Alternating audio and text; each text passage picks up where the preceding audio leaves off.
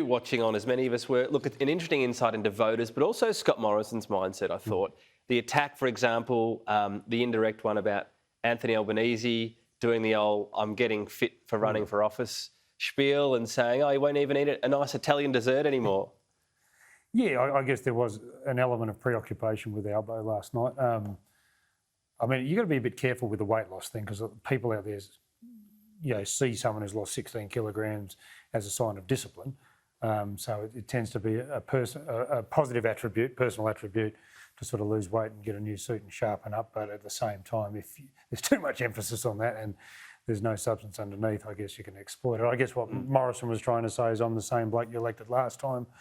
I mean, he also conflated it with, Anthony Albanese's speeches last week in which he likened himself to about every, Labor Prime Minister, Hawke, Keating, Chifley, Curtin, made comparisons with Howard, Gillard and whatever. And Morrison just said, look, I'm me, you've got to be yourself.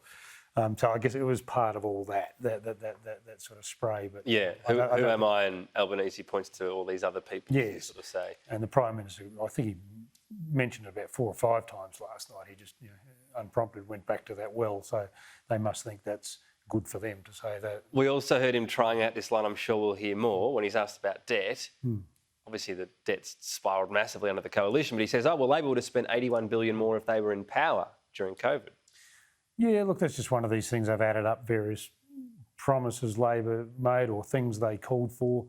I mean, there are certain things like Labor said we should buy Virgin Airlines, which we don't forget that one, don't you? Yeah, there's the $6 billion on vaccine rewards, and then there's other stuff the government's just sort of said, Labor wanted to keep JobKeeper going for longer, so they've sort of just attached a figure to that and made it up. But again, we saw that last election campaign, Tom, with the $380 billion in taxes. These numbers have a habit of sticking. Apologies, I'm just got a frog in the throat. I'll try to persevere. The government also, there was no mention yesterday on fuel prices, but it's a big issue for the government right now. Look, it is, and I was surprised. I mean, I know it was a sort of fairly, there wasn't what you call a hostile audience last night, but there were some good questions asked. There's a lot of concern about coal power and how we're going to be able to charge all our cars up and provide baseload power. They weren't all, you wouldn't say vetted, but I was surprised no one asked about cost of living or petrol, given the urgency with suddenly it's got. And but the government, as we know, is working on something in the budget. They won't tell us what it is. But just looking at your interview then with Susan McDonald from Queensland, yesterday she was calling for an excise cut. Now she's not calling for an excise cut. What has she been told then is always the question. Maybe steer away from excise. I mean, we had a story today saying they're looking at excise, but they're also looking at how they can do other things like, embellish the already sort of fairly generous tax cuts that have been handed out over the last 2 or 3 years. And this takes us to this Lamito thing, right? So that's an end of year rebate you get. If you earn up to about 120 grand, you get up to $1,080 in your pocket at the end of the year. Now, that's already been extended for this year. You're already going to get that on July 1 this year. What the government has been looking at is extending it for another year.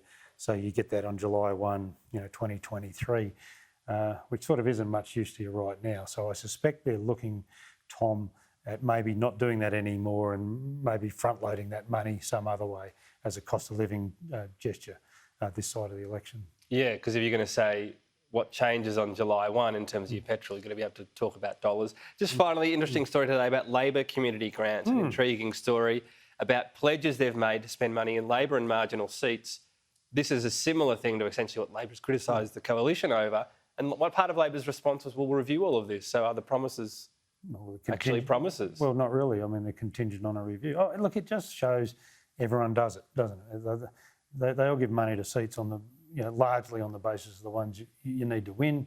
I guess the government's just been so clumsy about it. It's fairly transparent and egregious, and it's been exposed. But it does take the wind out of Labor's sails somewhat on this whole, we'll end the rorts and rip-offs when you're planning to do exactly the same thing yourself. Phil Coorey, thank you.